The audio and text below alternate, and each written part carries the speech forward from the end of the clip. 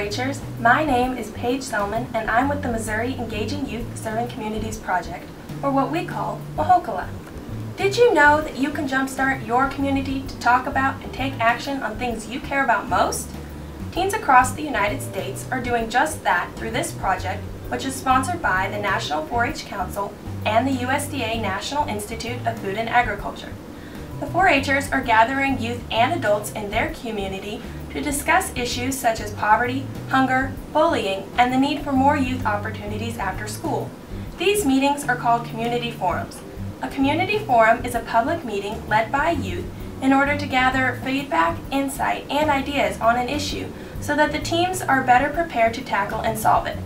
Let's take a look at how you can organize forums in order to build the community change that you and your team want to see. Here are 10 tips on how to lead a successful community issue forum.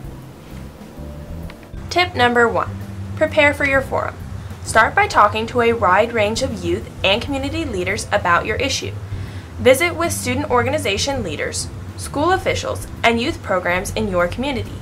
Most will be excited that you want to bring the community together to take action. Visit the National Issues Forum website, NIFI.org, for sample issue guides and how to run a forum. Tip number 2. Get the word out. Who is affected by the issue? Who is involved or potentially involved? Personally invite those members of your school and community who have a stake in the discussion. Facebook, Twitter, and texting are great ways to spread the word online. Well-placed flyers and advertisements in local newspapers can also help raise awareness about your community forum. Tip number 3. Carefully select the meeting site. Pick a meeting location that is neutral to all parties and is easy for them to access. Ensure the time works for those you have invited, both youth and adults. Think about anyone who may have special needs in getting to the forum and how you can help them. Consider offering childcare and food or snacks during the forum. Tip number 4. Set up the room with purpose.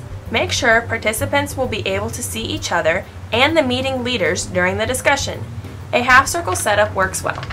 Hang pictures or posters about the issue on the walls to add some fun. Set up flip charts pads with markers at the front of the room.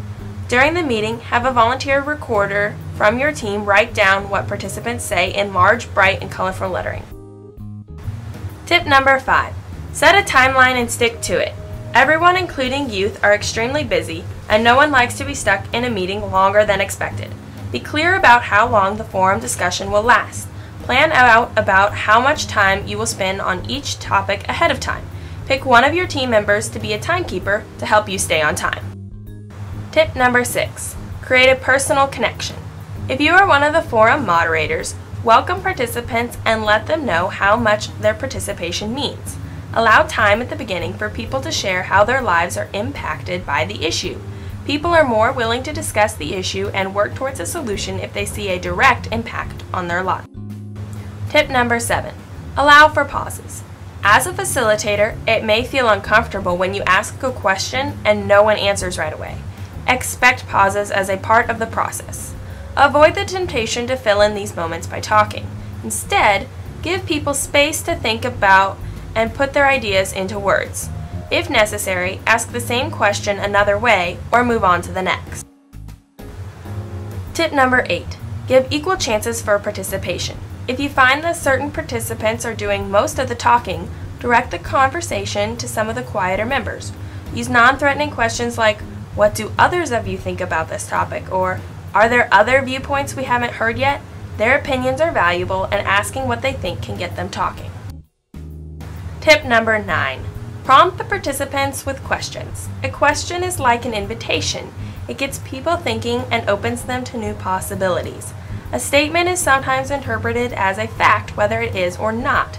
As a facilitator, prepare to ask a lot of questions. Tip number 10. Consider all solutions. Guide the participants to talk about every side of the issue and to identify all possible solutions. The goal of the forum is not for people to debate, but to deliberate. They should come away with clearer thinking about why they believe what they do. Use a written questionnaire to gather feedback at the end and to see if people better understand the issue or see it differently. Wrap up by thanking participants for coming and sharing any follow-up steps your team will take. So there they are, 10 tips for youth to lead a successful community issue forum. I hope these have given you new ideas and greater motivation to use forums in your school or community. With citizenship skills like these, 4-Hers just like you are ready to lead in a complex and changing world. On behalf of myself and the Engaging Youth Serving Community Project, I wish you good luck and hope that you have fun with it.